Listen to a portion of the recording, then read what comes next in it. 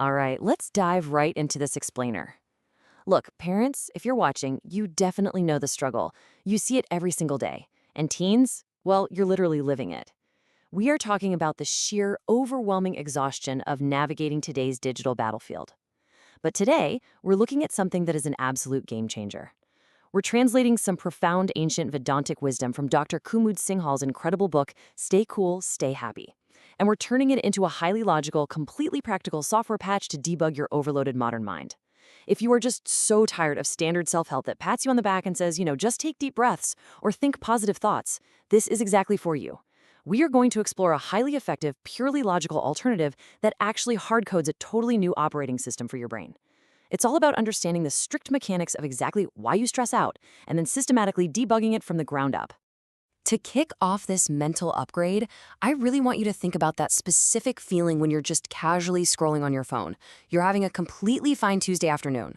And then, bam, you see a friend's flawless, perfectly filtered vacation photo. Or maybe you notice a group chat dynamic that you weren't included in, or even just get an imperfect test score.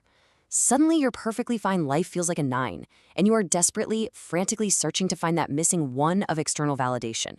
You feel like you absolutely need that like, that comment, that specific party invite just to feel whole and hit that perfect 10. We literally task ourselves with earning our own existence every single day, trying to fill this totally imaginary void. And for teenagers especially, this creates an exhausting cycle. It's like you're always running on a treadmill, just trying to prove you are enough to the outside world. So this brings us to a classic logic puzzle called the 10th man.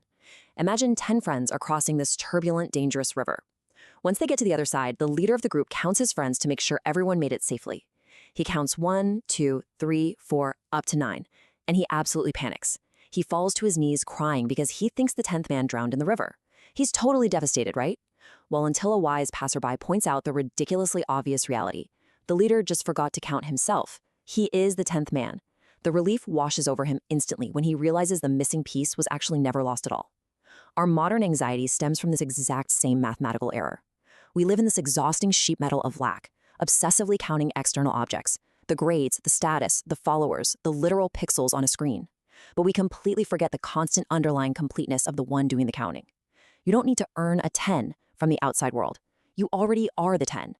Now, to truly understand why we stay stuck in this anxious sheep meadow of lack, we have to meet our mental system's malware. Every hero's journey needs a villain, and ours is the me monster. Now look, this isn't some terrifying, fire-breathing dragon. No, it's this fluffy, incredibly high-maintenance ego equipped with a remote control, and it's designed to just channel surf your emotions all day long. It firmly believes the entire universe revolves entirely around it, and one of its absolute most destructive weapons is generating time-based stress. It sits there literally convincing a 15-year-old that they are somehow already falling behind in life. It jumps your mood from perfectly happy to intensely jealous in a split second, just to keep you distracted and on edge. The me monster entirely thrives on making you feel like you never have enough time, enough friends, or enough success.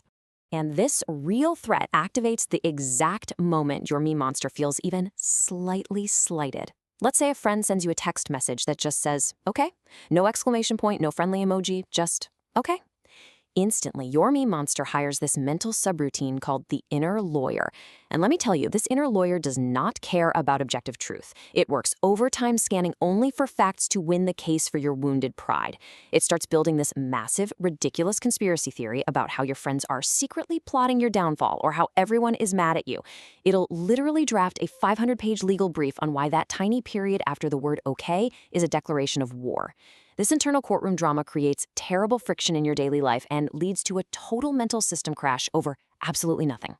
So the crucial realization here is that you absolutely cannot fire this inner lawyer by arguing with him. This is exactly where standard self-help totally misses the mark. Because if you argue with your anxieties, you're just validating the courtroom drama. You are literally giving the lawyer more billable hours. Instead, as the book outlines in this logical patch, you have to step into what Dr. Singhal calls the ancient quiet. Think of your mind like the vast blue sky, and your dramatic, anxious thoughts as passing clouds. You have to learn to look at the objective facts without the emotional story attached to them. The text said, okay, that is the fact. Everything else, just a cloud. You simply watch the cloud pass by, but you profoundly realize that you are the sky. So how do we actually execute this software patch in real time? It happens through a highly tactical defense called the gap. When this system glitch happens, when the coach ignores you or you get that passive-aggressive text from a friend, your defense naturally kicks in.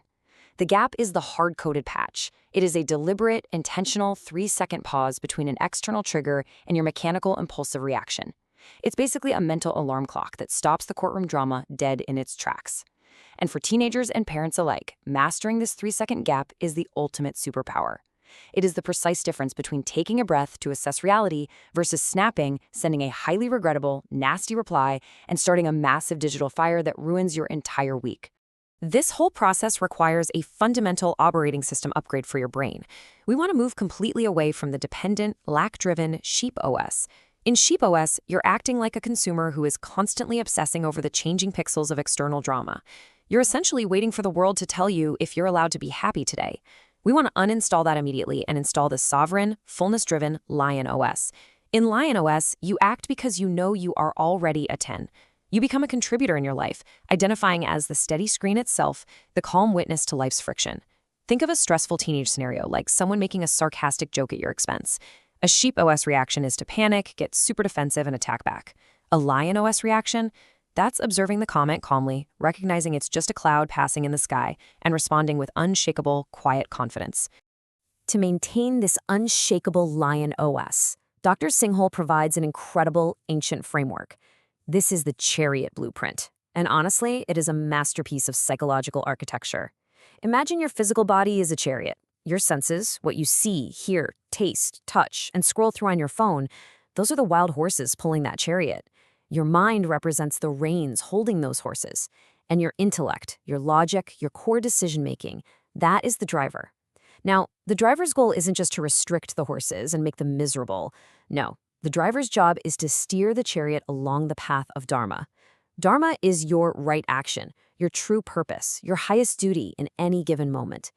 The intellect uses the reins to keep the chariot moving steadily toward Dharma, rather than being violently pulled into the ditch of digital distraction. But here is the massive danger. And it perfectly explains the intense friction we so often see between parents and teens. If your intellect driver falls asleep at the wheel because you didn't use that 3-second gap, the horses of your senses are going to bolt toward whatever flashy external desire they see. We fall completely off the path of our Dharma. We call this a level 3 system error. It's when your intellect actually flips and starts acting as a highly paid defense attorney for your absolute worst habits. It's when you know you should sleep before a big exam, but your brain argues that scrolling random trivia videos at 2 a.m. is actually highly educational. Parents look at this and just see horses running totally wild. The teen's inner lawyer rigorously defends the behavior, and the whole chariot goes crashing off a cliff because the horses are running the show. And this mechanism perfectly explains what the book calls the Mercedes trap. Imagine a kid who absolutely loves riding his bicycle. He whistles while he rides. It gets him to school, to his friends, everywhere he needs to go. He is perfectly happy and highly functional. Until a shiny red Mercedes convertible pulls up next to him at a stoplight. Suddenly he feels poor, he feels completely less than. But here's the secret. His bike didn't break. His legs didn't stop working. His perspective broke, simply because his driver failed to pull the reins on his comparison trap. For teenagers today, that Mercedes isn't usually a car. It seems someone with more followers, a better gaming setup, or pictures of a party they weren't invited to. The intellect falls asleep, and they literally let an object they didn't even own steal the joy they already had right there in their hands. You have to realize that these external dramas, the passive-aggressive emails, the flashy cars, the likes on social media, they're really just rocks thrown into the perfectly still lake of your mind. When a rock hits the water, the ripples instantly distort the reflection of the majestic mountain resting behind it. But listen to this. The mountain behind it didn't break. The fact is, your true nature is stable, calm, and entirely complete. Don't waste your precious energy trying to rebuild a mountain that never broke in the first place. This is such a crucial takeaway. Stop trying to furiously fix the external world to make yourself feel whole. Just sit still, breathe, and let the water settle. The mountain will reveal itself again.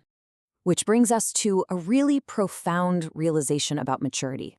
True emotional maturity isn't about perfectly arranging the flickering pixels of your life so you look incredibly successful and happy to everyone else on Instagram. It's about acting like a deep-rooted banyan tree. Think about it. Grass bends and whips around to every single breeze of modern noise, but a banyan tree stands firm because its roots go super deep into the silent earth. Parents, this is the exact type of unshakable resilience we want to build in our kids. Teens, this is exactly how you become immune to the daily drama of high school and social media. You take the quiet into the noise. You don't foolishly expect the noise to suddenly become quiet for you. We finally reach the mountain peak of this journey, bringing us to the ultimate system upgrade. There's this beautiful story in the book of a lion cub who was lost and raised by sheep. He spent his life bleeding nervously at the world, constantly terrified of everything. It isn't until a wise older lion drags the cub to a still lake and forces him to look at his own reflection that the truth is finally revealed. Just like that cub seeing its majestic reflection in the still water, you don't need to earn external metrics to become a 10. You do not need to earn your existence through the stressful sheep OS. Your underlying screen, your true nature, has inherently been a golden lion all along. You just have to wake up the driver, grab the reins of your chariot, and look in the water. You just forgot to count yourself. I want to leave you with this final, truly provocative thought. It is so incredibly tempting to grab the remote control and distract yourself the exact second you feel bored, anxious, or left out. But are you going to continue to run that exhausting, glitchy sheep OS, desperately trying to earn your worth from people who are honestly just as confused as you are? Or are you ready to download this ancient source code, step confidently into the gap, reclaim your dashboard, and finally let the golden lion roar? That is the true power of Stay Cool, Stay Happy. It isn't just another self-help book. It is the ultimate software upgrade for the modern mind. And the choice to install it? Well, that is entirely yours.